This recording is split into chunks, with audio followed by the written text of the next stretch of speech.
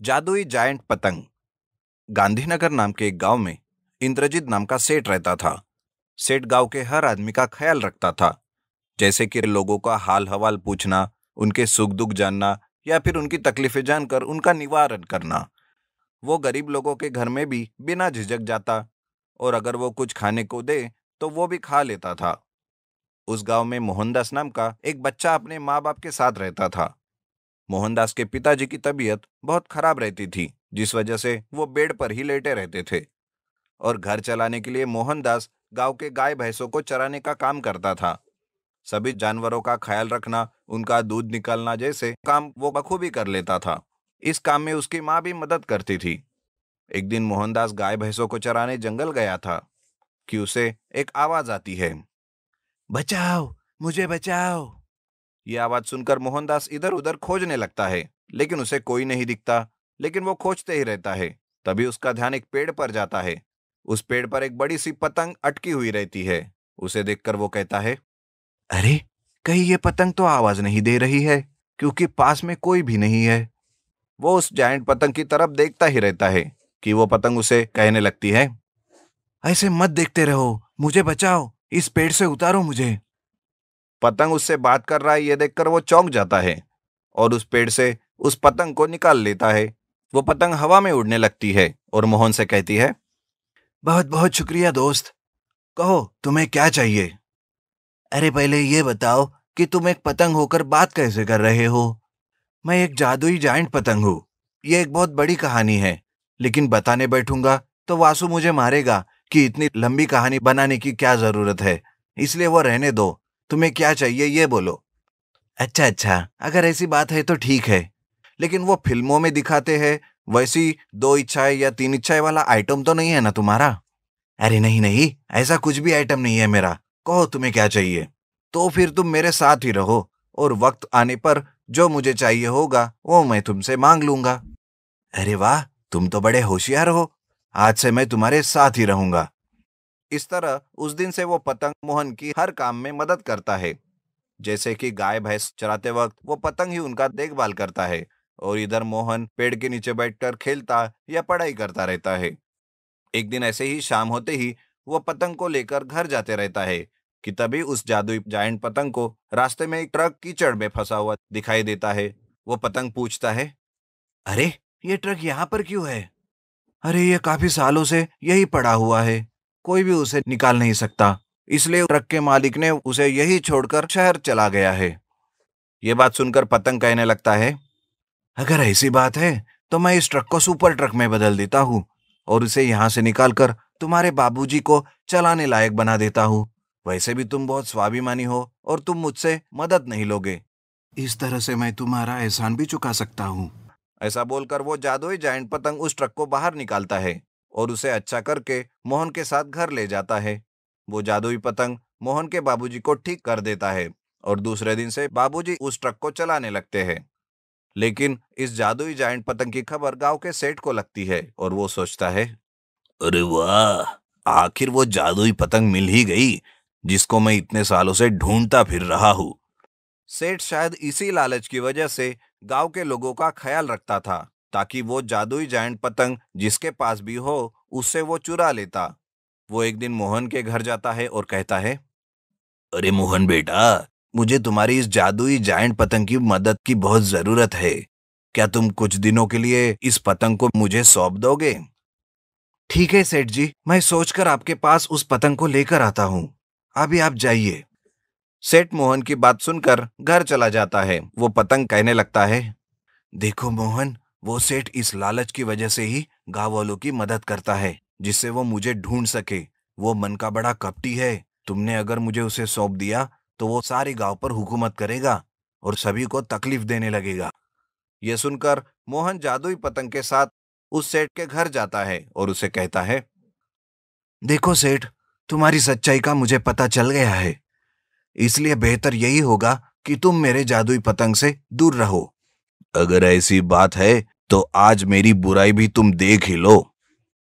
ऐसा कहकर सेठ अपने लोगों से कहकर मोहन पर हमला कर देता है, लेकिन जादुई जायंट पतंग उन सारे लोगों को मोहन के पास आने ही नहीं देता और उन्हें हवा में उड़ाकर दूर फेंक देता है। फिर सेठ जैसे ही मोहन के पास आता है और मोहन पे हाथ उठाने लगता है, जादुई पतंग सेठ को भी हवा में उठाकर उड़ाने लगता है और वो बहुत ऊंचा लेकर उसे उड़ने लगता है, जिससे मर जाने की डर से सेठ माफी मांगने लगता है। अरे मर गया रे। अरे मुझे बचाओ। अरे मुझे मत मारो मोहन। मैं फिर कभी ऐसी गलती नहीं करूंगा। अरे मुझे नीचे उतारो। प्लीज मुझे नीचे उतारो। ये सुनकर पतंग उसे नीचे उतार देती है और सेठ को आगे से ऐसा कुछ ना करने की धमकी देकर छोड़ देता है। और इस तरह से जादुई जायंट पतंग मोहन की हर मुमकिन कोशिश करके उसी के साथ रहता है और उसकी मदद करता है। जादुई गोल्डन अंगूठी चोर। बिलासपुर विलेज में चोरी करने के लिए नंदूलाल आता है। उस वक्त समय रात के 11 बजे है।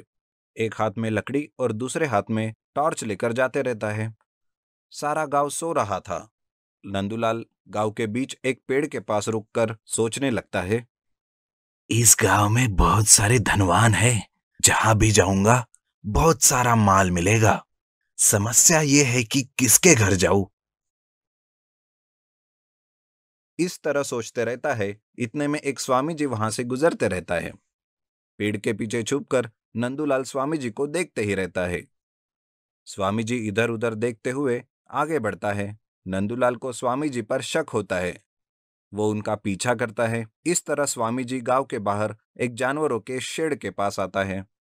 नंदूलाल थोड़ी दूर पर खड़े होकर स्वामी जी क्या कर रहे हैं ये जानने के लिए देखते रहता है। इतने में स्वामी जी अपने साथ लेकर आए एक चमकती हुई जादुई अंगूठी को बाहर निकालते हैं। नंदूलाल समझ जाता है कि वो कोई जादुई अंगूठी है। स्वामी जी क्या करेंगे सोचते हुए वो देखते ही रहता है। इतने में स्वामी जी उस अंगूठी को चूमता है। बस स्वामी जी वहां से गायब हो जाता है।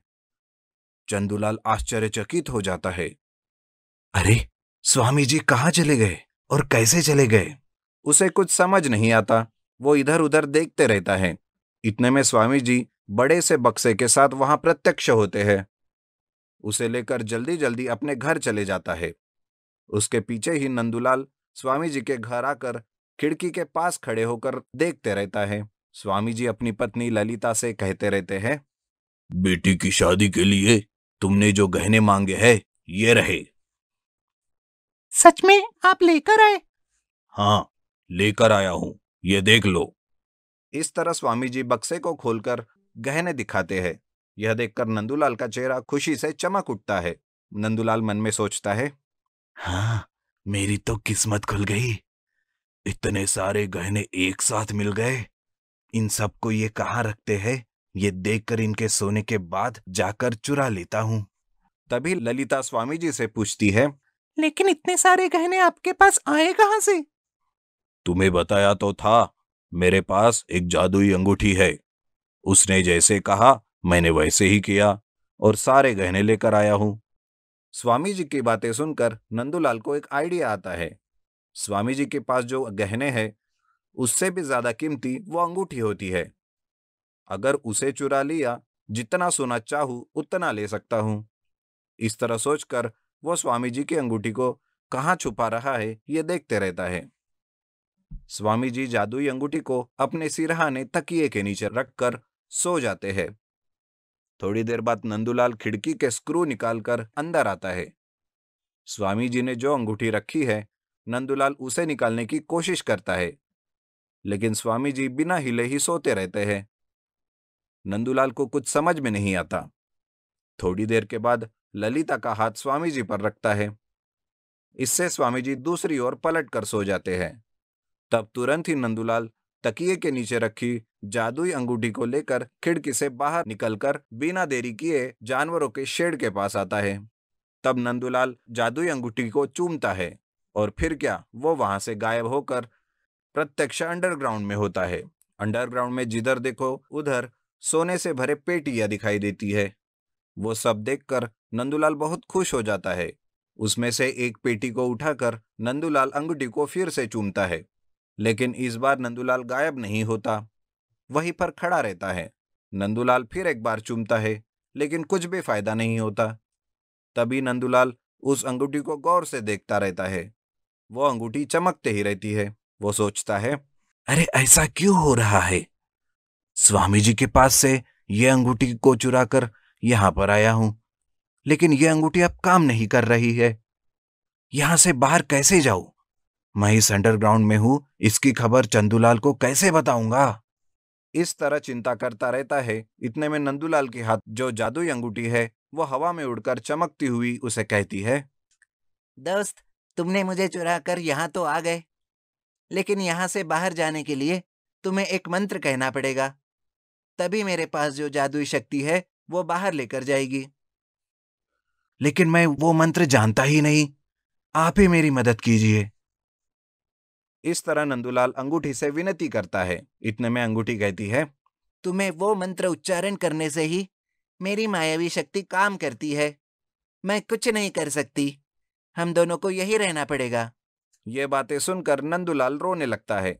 जादुई अंगूठी को क्यों चोरी किया, बिना पूरी बात जान के यहाँ आकर फंस गया हूँ। मुझे भगवान ही बचा सकता है। लगता है अब मेरा नाम जनगणना में नहीं रहेगा। वो ऐसे चिंता करते वही रहता है।